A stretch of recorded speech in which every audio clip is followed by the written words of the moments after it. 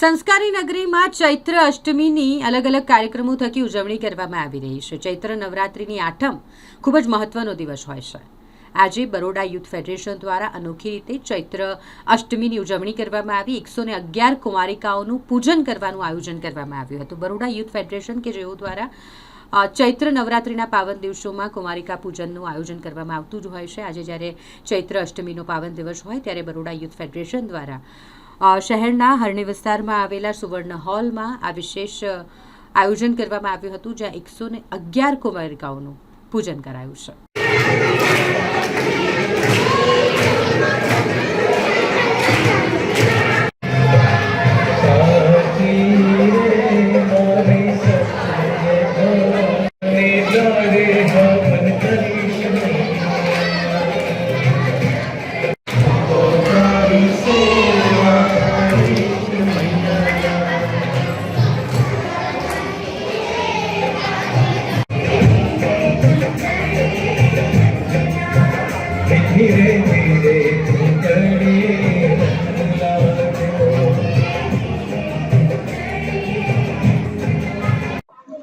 આજે શું કાર્યક્રમ દર વર્ષે જેમ આ વર્ષે પણ બરોડા ફેડરેશન દ્વારા અતિ વિશેષ મહાઅષ્ટમીના પર્વને લઈને 111 કુમારિકાઓનું પૂજન કરવામાં આવ્યું છે। અમારા ફાઉન્ડર રુકમિલભાઈ શાહના માર્ગદર્શન હેઠળ સમગ્ર વડોદરામાં કુમારિકા પૂજન છેલ્લા સતત 5 વર્ષથી કરવામાં આવી રહ્યું છે અને એ જ પ્રમાણે નાની છોકરીઓને પૂજા અર્ચના કરીને મા જગદંબાની આરાધના કરવામાં આવે છે કે જે પ્રમાણે આપણે સૌને આશીર્વાદ રૂપે વર્ષા રહે અને એમનો આશીર્વાદ સદાય આપણા પર વર્ષો રહે।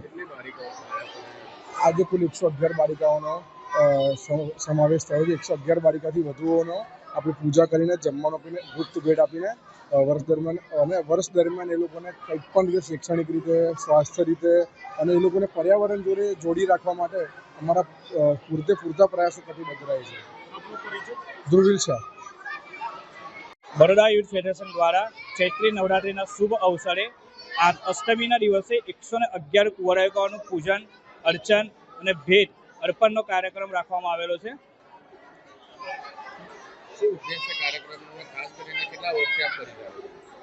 નાની કુંવરિકાઓનું પૂજન આપણે છેલ્લા ઘણા 5 વર્ષોથી કરી રહ્યા છે અને આ વર્ષે આપણે એક જ દિવસીય એટલે કે આઠમના દિવસે 111 કુંવરિકાઓનું પૂજન કરીને અને અંબાજીના મા અંબાના 12 સ્વરૂપના દર્શન કરીને 12 સ્વરૂપનું પૂજન કરીને આ કાર્યક્રમને પૂર્ણ કર્યો। જય જોશી।